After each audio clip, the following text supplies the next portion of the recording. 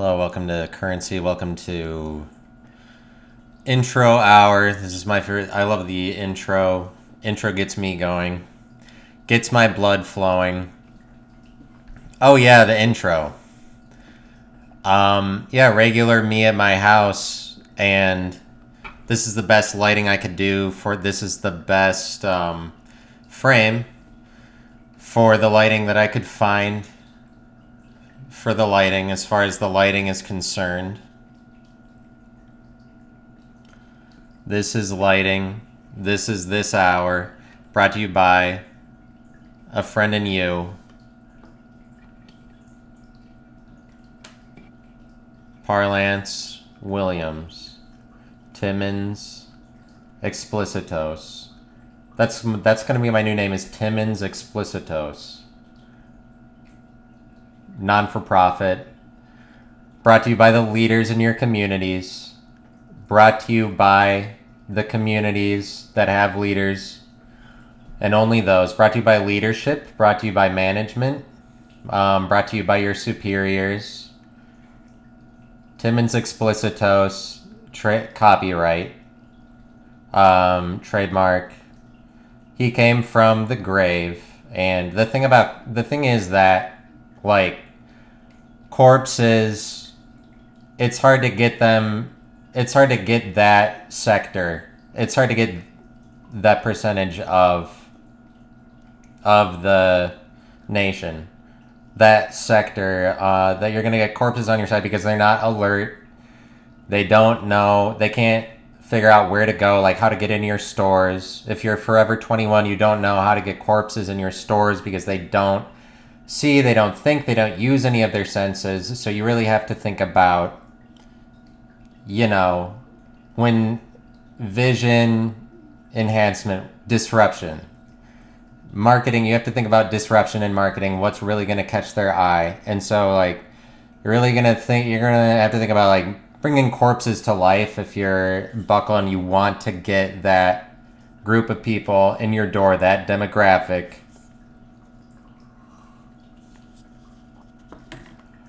But I'm being lighthearted and self-promotional today. It's just that self-promotional gene comes out in me. You can hear it when I'm talking about how to bring corpses in your door. It's just death is so relatable that how do you ignore that relatability? Everybody dies, and because that's what I'm all about on here is relatability. Promotionality is my personality, is my business, my mission statement. My personality is my mission statement. And my mission statement is free the slaves, if there are any slaves. If there are any slaves, free them. If there's still slaves today, I think that if you're not one of the Jews, you're just one of their slaves. That's something that I live by, but that's just one of my like marquee points. That's just one of my like glitzy sentences. That's a glitzy sentence from a self-promotional savant, from a savant of promotionality and publicity. I'm kind of like Mansa Musa. I do journey into that area, into the Middle East, whatever, past the Jews. I'm like, oh, but, maybe I'd prefer Mecca. Maybe I'd prefer Medina to Jerusalem. Maybe I'd rather vacation in Palestine. Where would you rather vacation? Palestine or Jerusalem? I think the answer is Jerusalem, because there is less bombings and they're more protected. Over in Jehoshaphat, over in whatever it is, Israelistine, with the Jehoshaphat's, who sometimes they cross over into the Listinian area, the Lestines.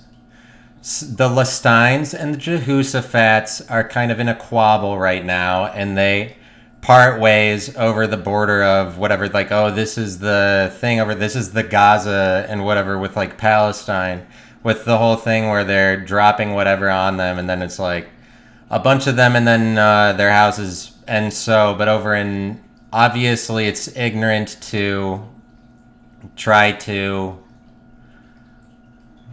say which is which about Jews, and then the people suffering over in Harvardistan, over with Harvard and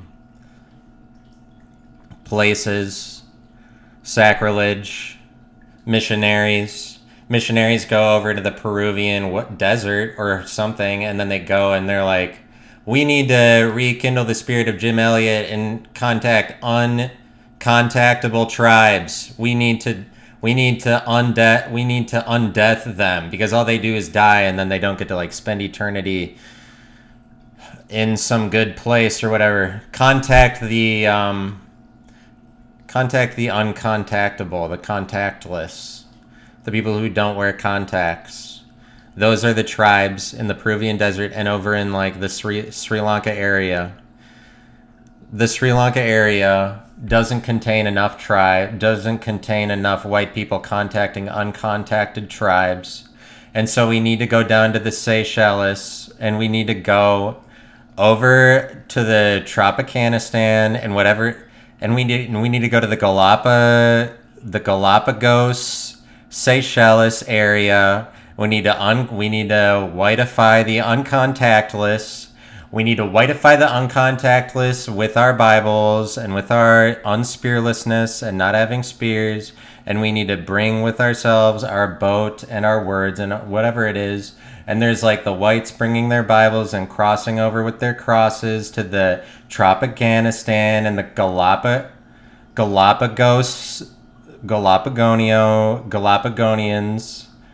to contact the Galapagonians with their Bibles to make it uncontactless so that they get contacted to the rest of the world. So they're like, oh, now you're in on that Bible circuit. And then the circuitous tele-evangelicons circuitously Pony Express that biblical narrative and with themselves. And they, what is the word? Circuit evangelistic promotional behavior, contacting with missions, the Peruvian desert. The Galapagonians need to be contacted. We need to bring them the whatever. We need to tell them, hey, here's this thing for you to read, like the Bible, and then they need to know about that. So they're on the Bible circuit. We need to go over to the Easter Island, the Polynesia. We need to go into Polynesia, get all those Polynesians on the Bible circuit so that they know, so they're not running around with spears and lack of cell phones.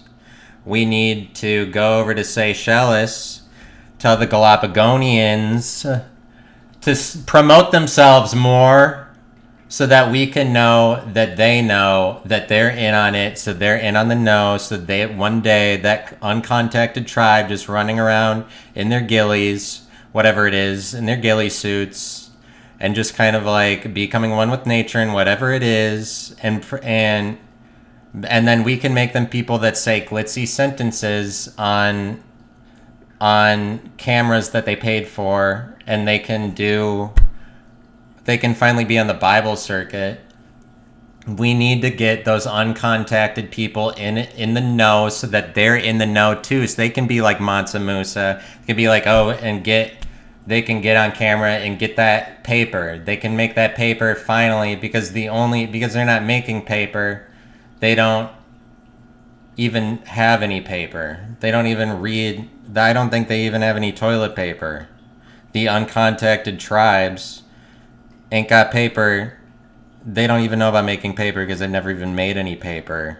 In any like real way, you had to make toilet paper before you could know about making paper at a baseline level for materialism and capitalism and finding revenue streams and growing your market growth so that your place in the market signifies your growth market status brought to you through growth market strategies, so that people know that the market growth based on your GDP as a company or as a nation, as brought to you by billionaires and closed market groups, special interest groups, closed lobbyists, special interests that privately organize revenue strategies instead of publicly, even though private sector, public sector.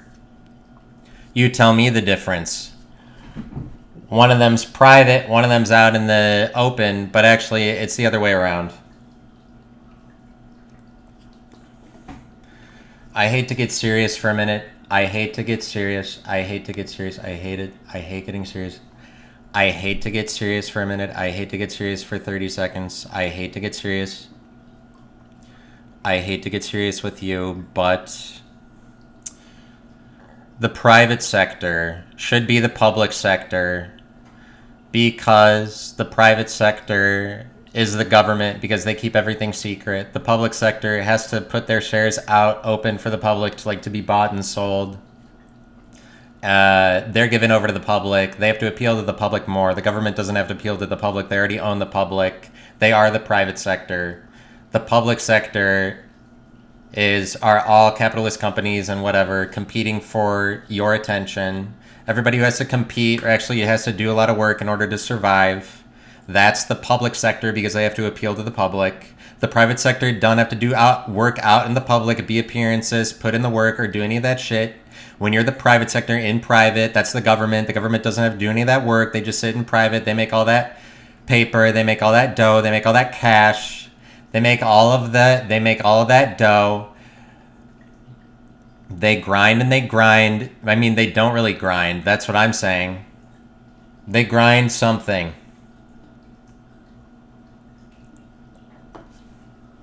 Until it gets ground. But, it's just a regular day for me.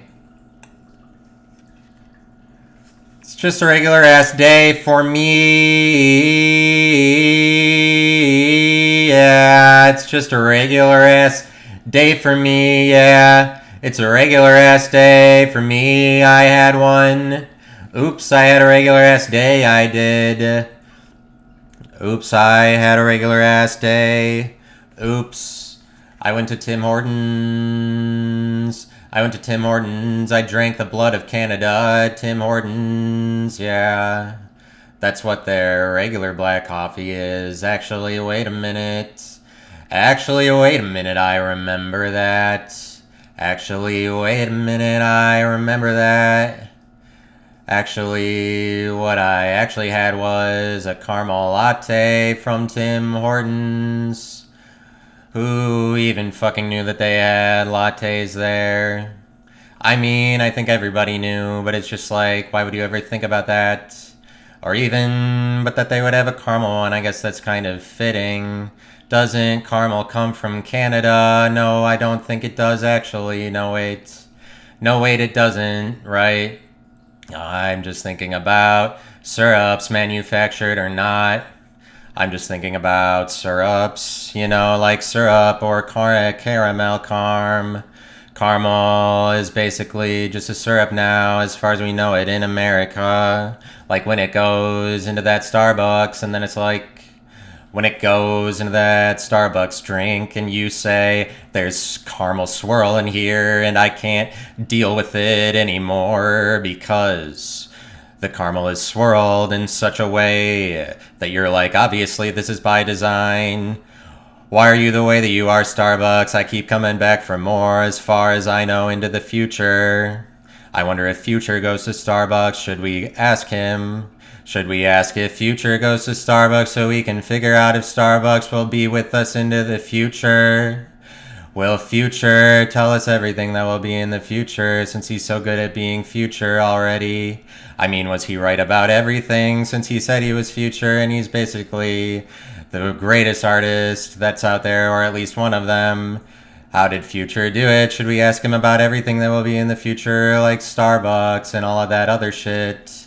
Like everything besides Starbucks that will be in the future, for instance, like you might mention Wendy's or something like that, or also Liberty Mutual and everything, like all that shit. Like all that crap, like Buick and other things. Like all that fucking shit, like Windows World and fucking Kia dealerships. Holy crap. Like, why is all that shit gonna be with us? And then some of the people that we love so much, oh, where did they go? They're fucking gone. And then some of the people that we love are gone, but we still got those fucking inflatable, armless things that appear outside of car dealerships and all of that shit. At least we get to see it, but we get to see those every single fucking year of our lives. They're gonna outlive all of us. Those fucking things are gonna keep those inflatable whatever people that they put everywhere. They're gonna fucking they're gonna keep doing that joke forever. They're gonna keep doing that shit. It's the worst thing. Why do the worst things last the longest in this horrible world? Yeah, that's me. I'm the worst thing that lasts the longest. Let me take a sip of this. This isn't Tim Hortons coffee anymore because I used the same cup that I got from them and I put it in my Keurig, and then I got a regular ass fucking Keurig cup coffee to continue my gay little day of just waking up and drinking coffee and then recording myself gaily on my phone, and it's almost out of space every single fucking time because I can't organize shit and I'm useless. Everybody knows it too, and they're like, when's this useless fuck gonna stop recording himself and give up on this shit? What the fuck?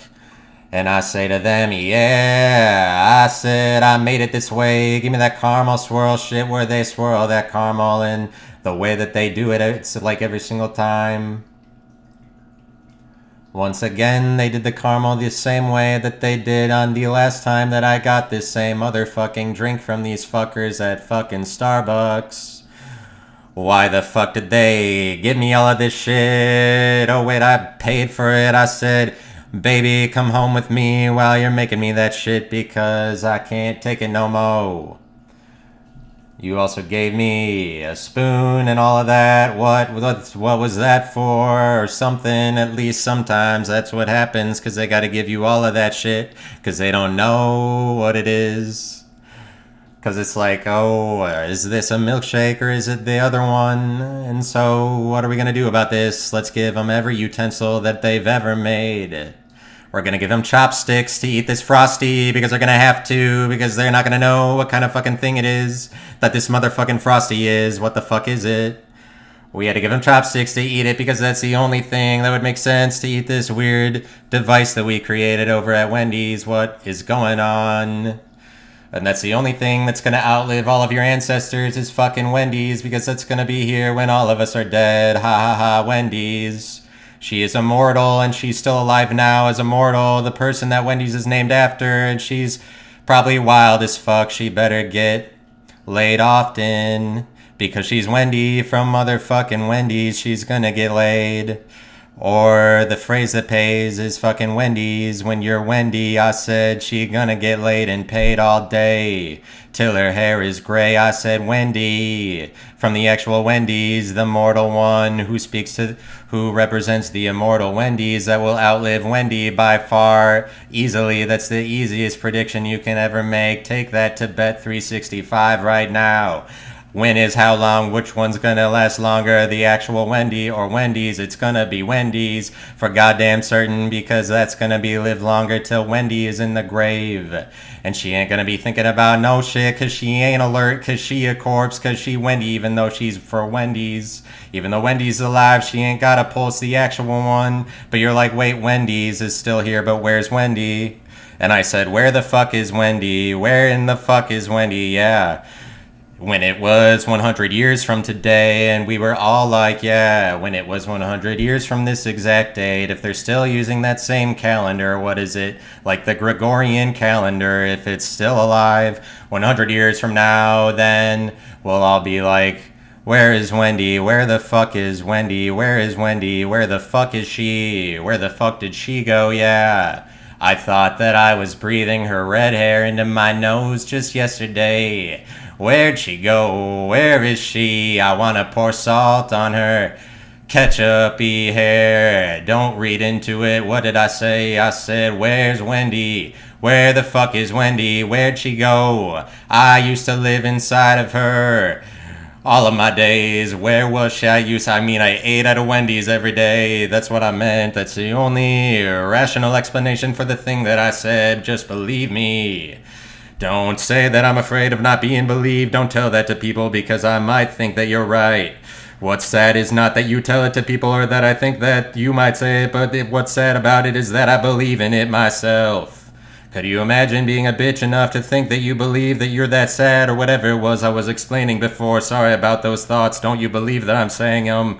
I believe that you believe them, at least as far as I know. Oh wait, I think that you don't anymore. Oh shit. Just kidding about that last part. I didn't mean it sincerely because it was just a bit and everybody was like, get over yourself, and I was like, I can't get over myself. I recorded it again, but this has got to be the last time. Please, please, God, I don't want to do this anymore. I want to be around people. I said to other people, I communicated to the camera. I communicated my actual literal thoughts straight directly, what I needed to do for myself for the future, holding myself to it, accountably, making it accountable to myself as recorded on camera. Now I have to do it or something like that.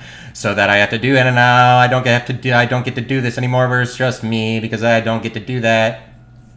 Because I'd rather have guests, because I don't like to be alone, because I don't like to film myself on camera. But why did I film myself on camera so many times? It was because that, and the reason was because that I don't know who I am. So I don't know that I don't like to film myself being alone necessarily or something like that. And that might sound sad, but it's not that sad. But otherwise, it doesn't matter. It's only sad if you declare it to be sad or live in that sadness. Do you want to make it a thing? Do you want to make that sadness a thing? Is the sadness what does it for you? Oh, I was sad and I made it into sadness and everybody felt bad for me and it was cool that they did, but they felt that bad and that's where I live. And I was like, oh, that's so sad that I want to do it forever. It's like holding the opposite of a grudge or some shit, living in that motherfucking sadness. Why would you do it? Why would anybody do that? Yeah, so I hold myself to it and something like that. And otherwise, it doesn't matter. I'm not emotionally spent. I'm just giving myself over to being just being entertaining or something like that. Or that's what I was aiming at. Who fucking cares? So I'm going to take another sip of this and then... I was doing karaoke the other day, and I gained somebody didn't like. Sorry, I need to go faster. I need to go faster rather than slower. It doesn't help anybody to bask in being a retard. I don't think it's probably not great to dwell on being slow or retarded because then you'll just be slow. It's like dwelling on sadness. But I was at a bar. I was doing karaoke. I sang "Superstition" by Stevie Wonder because I sing that song pretty well, and I sing it really loud, basically louder than mostly anybody else does during a karaoke night. I really sing that song, and it sort of outdoes other people who are really bad at singing. And somebody at the bar didn't like the way I was singing. He was commenting that I was singing too loud. And then when I did the next song that I sang, which was "Slow Dancing in a Burning Room" by John Mayer, he went to the bathroom angrily in front of me to communicate that he didn't like the way that I sing. And so I got a hater doing karaoke. I didn't know that that was even possible until the day that it happened. But,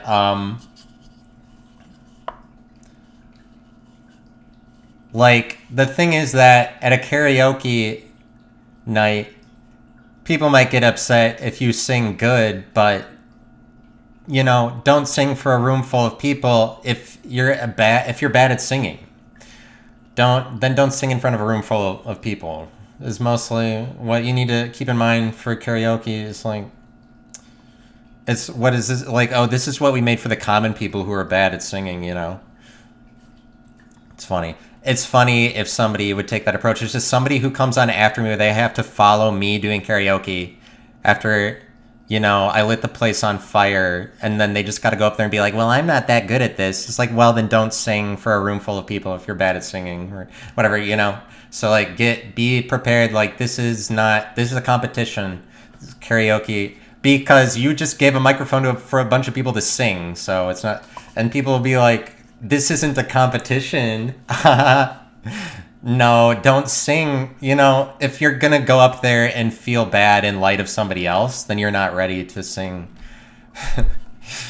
It's just that people get butthurt that like Christina Aguilera came along or whatever. People are like butthurt that Whitney Houston came along, is like really good at singing, and everyone's like, well, she's really good, so like we don't want to be judged. So they're afraid because Britney Spears is out and doing whatever. And so Christians and people are like, this is what we created so that there could never be anybody that's in between somebody who's really bad and somebody who's amazing.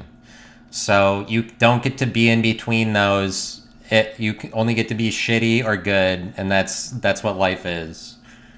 But it's just like, you go to karaoke. It's like, I'm tired of these fucking low standards for karaoke night. We need the leaders in our communities to step up, because that's exactly what it becomes. When the fucking leaders in the communities get involved, it's a competition. You didn't need leadership or management before. You didn't need any structure. Like, it could have just been everybody evenly across the board or whatever. But it's already leadership driven. Everything, all the companies are like, there's a CEO at the top and whatever, the government.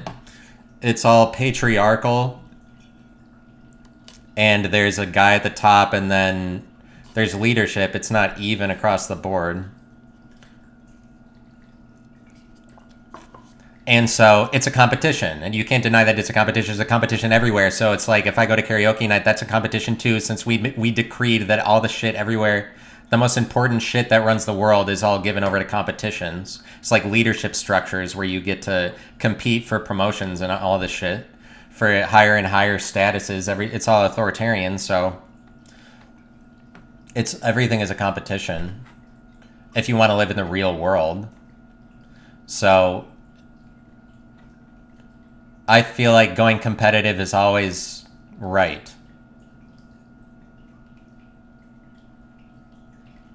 I guess that's what makes me a conservative. That's what makes me a capitalist. So we've got to that part of the program where I declare my capitalist values, and I declare my love for capitalism. Wow, capitalism! How great is that competition? Because if it wasn't competition, you would suck. If it wasn't competition, you would suck. If it wasn't competition, you would suck at it. If there wasn't competition. And so everybody got to be degrading to everybody else. Let me tell you about this shit that happened to me. Let me fucking tell you about this motherfucking mother. Alright, anyway, so I was going out and I was delivering packages to Marion, Ohio, and then I went to deliver packages to Delaware, Ohio. And these two cities are very vastly different, and I want to tell you about that right now. And I go to Marion, Ohio. Nobody insults me ever. Nobody's judgmental there in Marion. They have one guy that is their leader. That guy is Warren G. Harding, a guy that died very many years ago. And one of their tallest buildings in their downtown is called the Hotel Harding, but it's an apartment building that used to be a hotel in the 1920s. I think that this city, Marion, their leadership and whoever went a little bit crazy when Warren G. Harding became president, and they made everything they made themselves a president town, and they got it in their heads that will be like a marquee city into the future just because of the famousness of Warren G. Harding. And their high school, I don't know how many they have, but the one that I always see, the only one public high school I've ever seen in Marion is called the Warren Harding High School, and their mascot is the presidents. And this city is all about the presidents, and they got all the rest of their schools, their elementary and junior high schools, are named after other presidents like Taft and whoever. And this city is all about the presidents because of Warren G. Harding, and they're the Warren G. Harding city. And Delaware also had a president that came from them. His name was Rutherford Hayes. Rutherford Hayes is their president, and they don't give a fuck about that. But like, Marion is like the children of the corn. They're like this closed society cult town based around except that their god isn't a demon that lives in the corn. Their god is Warren Harding, and they worship him like that. But you go to Delaware, Rutherford B. Hayes, they just got like a statue of him in the downtown. They want to, otherwise, that's how they get rid of the bad. That's how they get rid of the voodoo of like having the stigma of like being a president town. They don't lean into it at all. Like it's completely different. And they are like, Delaware is basically like, no, we don't want to deal with any of that shit. Fucking Rutherford B. Hayes. Like, yeah, we'll name a library after him, but faggot can fuck off. We don't got anything to do with that. We don't know shit about fucking Rutherford B. Hayes, you know? And that's the way they act. But what I really wanted to say is that I go to Marion, they don't judge me. I go to Delaware, they do judge me. I go to Delaware, everybody makes fun of you in Delaware. That's the way that they talk. Everybody's criticizing everybody. Marion, nobody's criticizing anybody. Marion is way less successful a city than Delaware. Delaware is thriving city. It's closer to Columbus, and that helps. Because Marion is like an hour away from Columbus. Delaware is like half an hour away. And Delaware, they're doing really well. I've got to say, I think that part of the reason is that their city is dominated by Ohio Wesleyan University. Their city is dominated by a Christian university, and Christians bring in a lot of money, and ultimately, and so their city is run by this like their city has the right leadership, or like for whatever reason their downtown is doing really well because of this university. Yeah, for whatever reason. Yeah.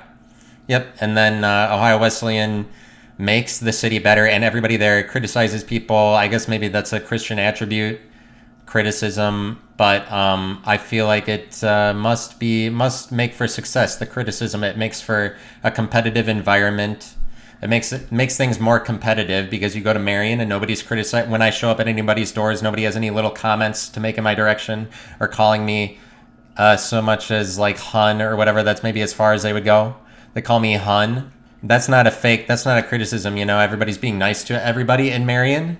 Nobody's judging anyone. You go to Delaware, a city that's actually active and successful. Everybody has shit to talk to you. And it's interesting that that's true.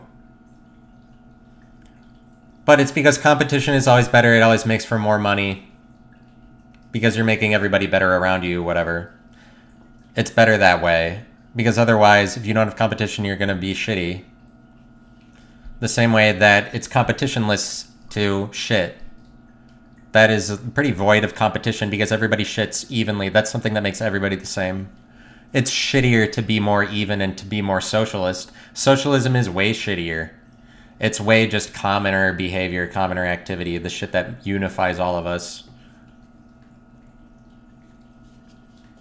Rather than makes us elite and makes us worthy of a superiority complex. I gotta hand back my superiority complex card, I think. That's what people would say to me. But I say to them, nah, bitch. I was built to be superior. I came from Lake Superior. I came out of the waters of Lake Superior. I was swimming down there because I had gills, because I'm an amphibian.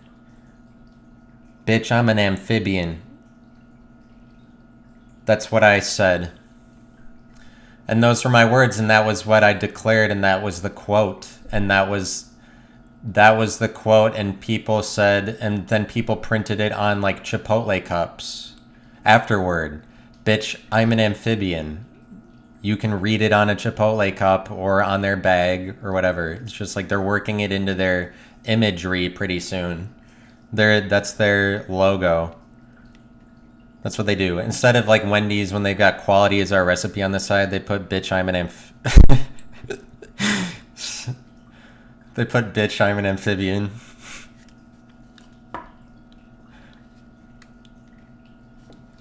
Damn it. I don't like laughing at it. At least in my current state, I'm a little worried. I'm a little nervous. So like, I don't like to give away my nervous laughter or give away that I'm nervous. I'm nervous about Like I'm running out of time. That doesn't matter. As long as I have coffee, then I will stay happy. It's just like when you're on that drug high, but then when I go on the drug low, I get really depressed. And it's so fucked up. It's just so fucked up, like my depression. Dude, it's so fucked up that I got depressed and like that I got that way. No, but I got depressed like yesterday and I was just laying in bed the entire day, and that's just a topic of discussion for you. Is that okay to do or is it not? I don't really know. Is it okay to be like, I'm depressed, I just gotta lay in bed all day? I don't take any I don't take any medications or anything. I guess it's okay. I guess anything that you could think to do would be fine. It's just like I'm worried about particular things that I don't need to be worried about. Stigmas or like, well, that will make you somebody who lays in bed or gives himself over to sadness or is weak or something. Or gay, you know. That will make you gay if you lay in bed all like you're being silly or you're being gay, like to allow that to be a thing, like, oh, you can be anything. I mean, when you're not putting it in some standard thing, when you're doing something more like, oh, whatever, I got depressed and I just laid in bed all day. Like, what a silly thing to do. What a silly thing to like because I didn't lay in bed all day, by the way. I'm just kind of exaggerating. It was like the latter half of the day. So it wasn't even that, I wasn't like, oh, I can't go out, I can't go in and buy myself food or anything. Like, I felt sick. I was just like, maybe I'm just saying that I was being lazy. Really, when I think about it, it wasn't that profound amount of time that I was laying in bed. But like, the time that I was like, I'm so depressed right now. But I was like, not that I was giddy. It was like, but it was real. I was really depressed. Like, it was real. It wasn't, I was happy about being depressed. It was real, deep emotional sadness that I was feeling. And it's funny in retrospect, too. It's not like, oh, no. It's not like, oh, no, because that happened at one point in time. Ain't nobody need to make that a thing. It's like the deep emotional sadness, like, you gotta be like, oh, that's fine, and also don't hang out with your deep emotional sadness. But I was just asking the question. I don't have an agenda. I don't think it was either one. Like, maybe you should never lay in bed. Like, get the fuck out of bed. Never go to sleep ever. Don't sleep for any 1 second. I'm not gonna sleep anymore. That's going to be the new diet cleanse that people come up with. No more. We figured out that the best way to work out is to not sleep at all. To not get a wink of sleep. It's the no wink fitness. Where it's a fitness trend where you don't sleep and it makes you buff as shit. It makes you so remarkably ripped. It makes you it gets you all strong and all of that. It gets you all strong for that challenge of not sleep, the no wink challenge. That's the new thing that they do instead of the ice bucket challenge for like people with Bell's palsy, whatever. People with just people down with the sickness, The challenge for people down with the sickness. This is the no wink challenge. Everybody's gonna not sleep all at once, starting now. Then they're gonna run. Trump is gonna make it mandatory for all of us to do the no wink challenge. He's gonna be like, all right, I'm gonna finally use my fascist dictator powers. You got me. He's like, okay, fine. I will be the fascist that you all want me to be. This is it. Okay, we're all gonna spend 10 days where nobody in the country does anything during those 10 days. Get as much sleep as possible. We're all as a country, we're all going to stop doing shit. And you have to do this because I'm Trump and JD Vance and the other Republicans are my Gestapo. And they're going to know what the fuck is going on and all this shit. And he's like got those devices he's got like brain control devices that he implanted in all the policemen. and they just like walk around, and they don't have eyeballs anymore. They're just like lights coming out of their eye sockets, and they are all walk around. That's all the police now, and all they say, they're just like whatever. And he's gonna be like, everybody go to sleep for 10 days, and you're gonna get as much sleep as possible, because at 10 days, right at this moment, we're all going to not sleep, and then the last people to not sleep will be murdered or something like that, and that's what he does. I was thinking more like the Russian sleep experiment, wherein they made these people not sleep for hours and hours and hours, and for like days and weeks, and the people went crazy because they put on this gas that prevented these humans from falling asleep. And then at some point, when they turned the gas off, the people got so used to it that they needed it to be turned back on in order to survive, and they died because they couldn't sleep. That's what happened. If you don't sleep, you're gonna die. Don't we all know that to be true? But I'm saying, like, take that diet where you don't sleep.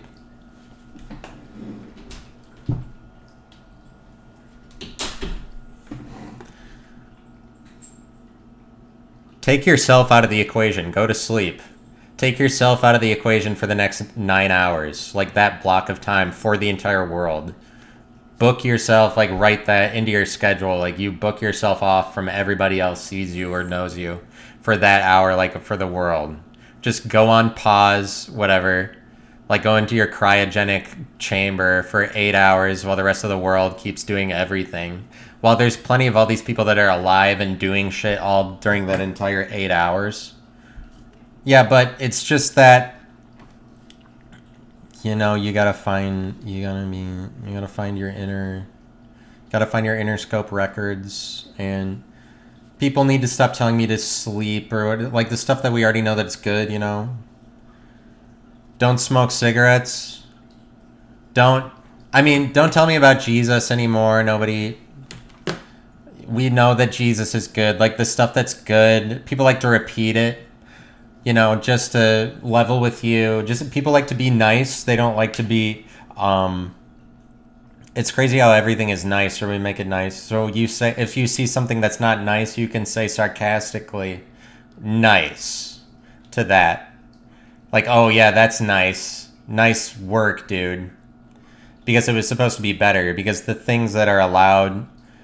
Things that are more allowable, that you're not going to make fun of them, that are allowed by everybody or agreed upon by everybody, are nice things. Things that are nice. That's what happens for... It's just... Nice is kind of nostalgic, I feel like. It's things that you remember. It's traditional. You're being nice to remember traditions because you're giving respect to that tradition. Or just like being nice to pay it homage when you don't have to, doing the same thing over and over again because you have nostalgia for it. You want to remember it because you're like, oh, that was good. And I want to remember it. Being traditional is being nice. So I guess it's like more of the past niceness, or being, and then that in comparison to being mean. Mean has more motion. It's more active, whatever, you know. It's more alive. It changes. That's what the thing is with mean. It's like means that you have to travel, same as you would have to change locations, and the towns along the way would change as you traveled from Memphis to Salt Lake City, you know, or whatever it is. All of the cities would change along the way. Your means moves. It's a moving thing. Nice is more frozen and depicted, like given over to traditions and images, like where traditions are like, we do the same thing every single year, so you just kind of like get more of a picture of it rather than something that's moving and changing all the time. Traditions are more image driven, same as the past, because the past isn't moving anymore. It's kind of like set in stone.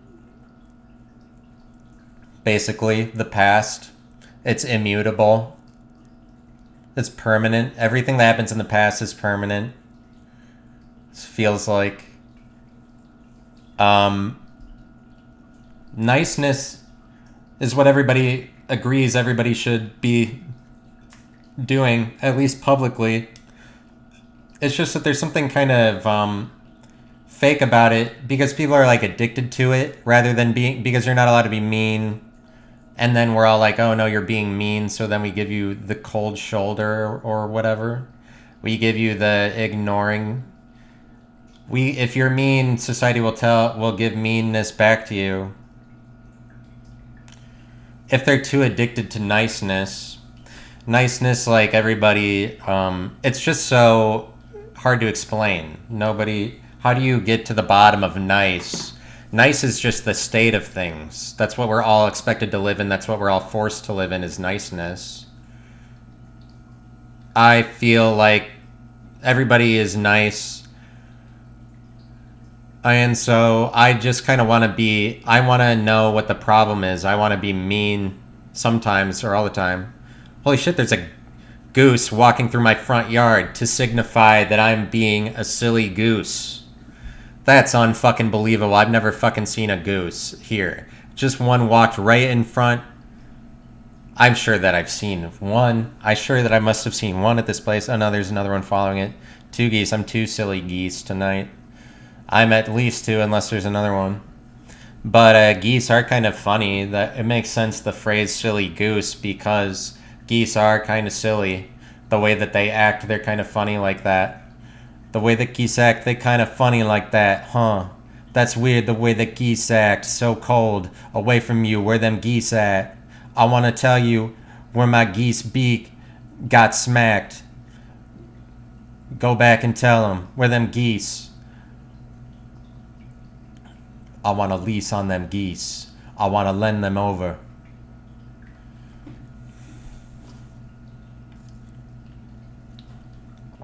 Damn, that went so hard. It is, that went so hard. That's like something that's really hard, you know? That's like like a rock. That's like a stone. That's like limestone. That's like a cliff. That's hard like a cliff.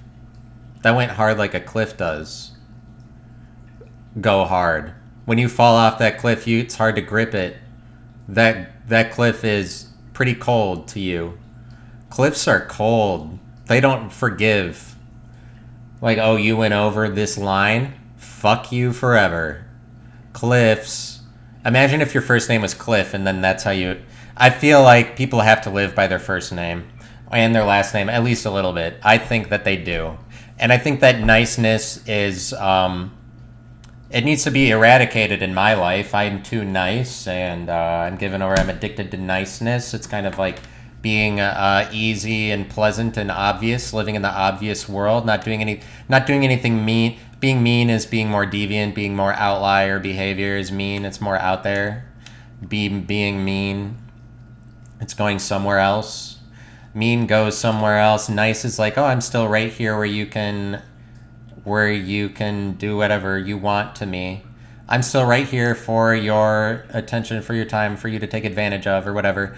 Like niceness, I'm always here for you. Mean, you're somewhere else for somebody rather than there with them all the time.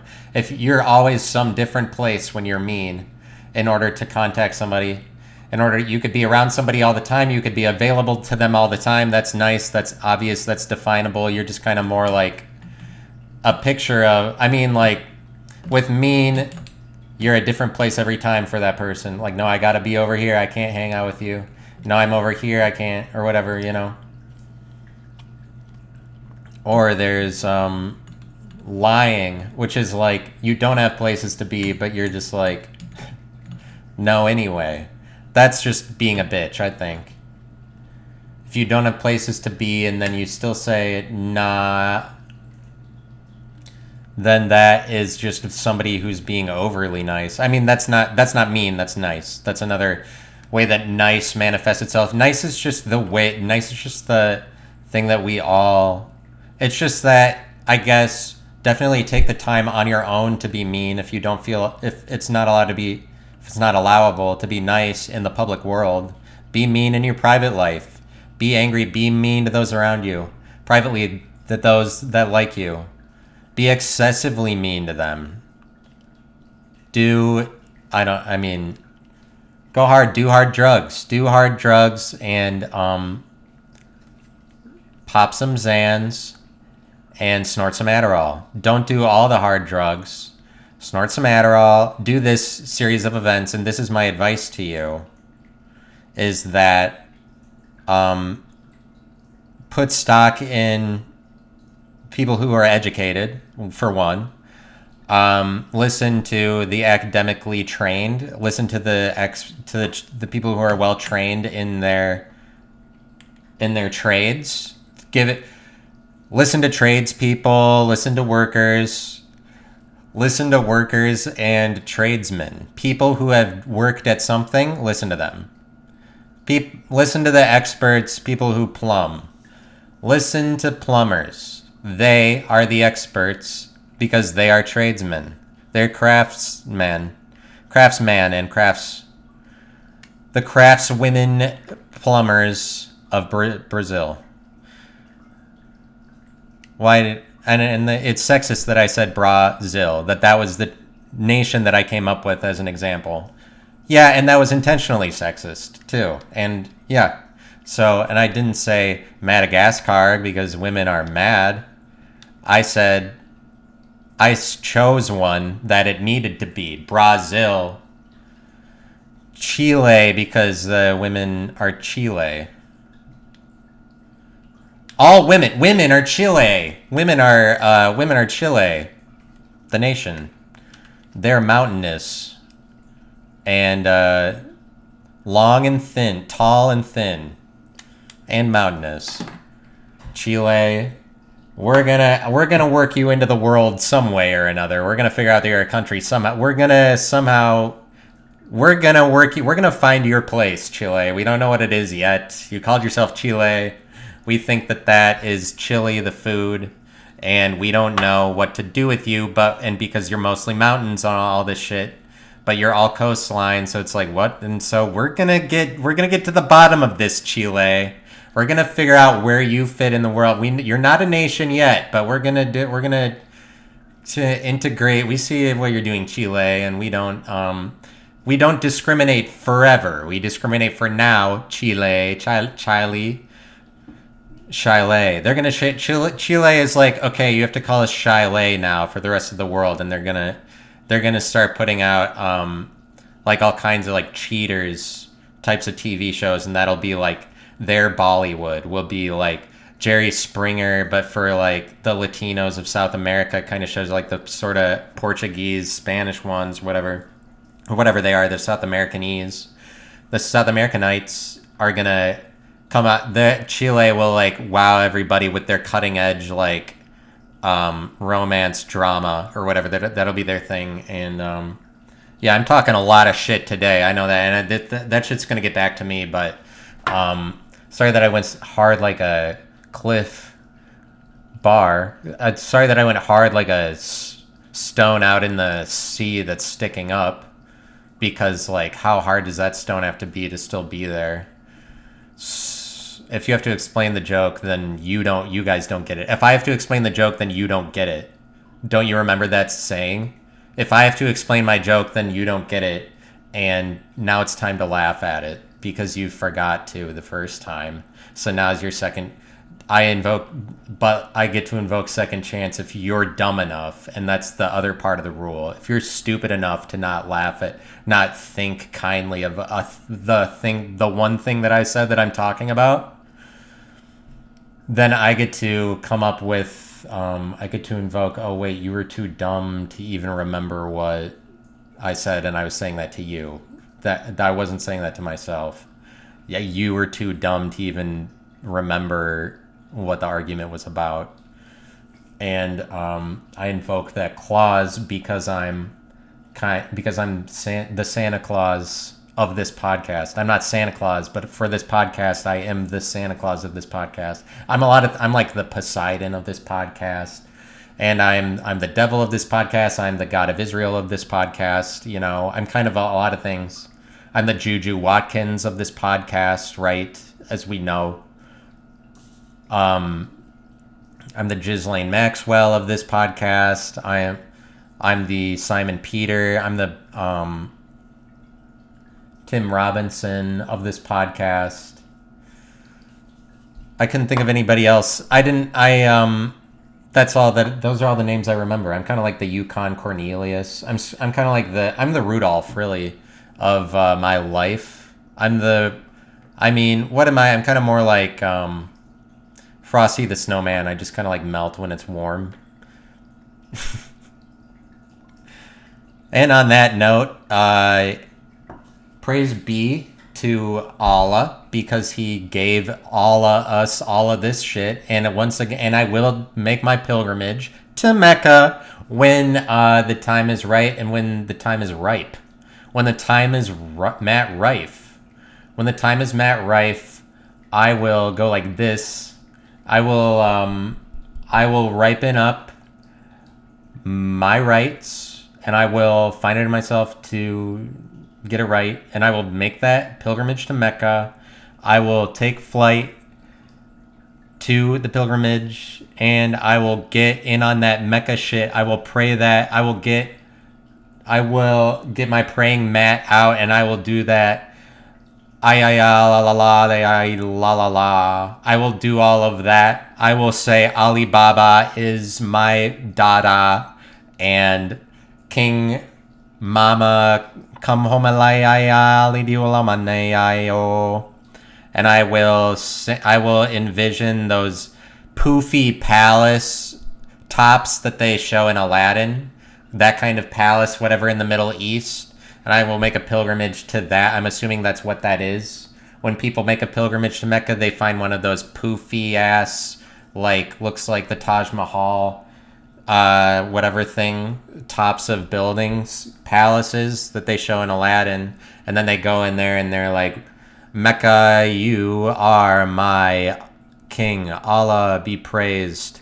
Sing a song but then I hope we don't get caught up in a human crush on the way out of here, because there's like 60,000 people. Here we go. And whatever. And that's underestimated, because there's like 2 million people here. That's what I meant to say. 60,000.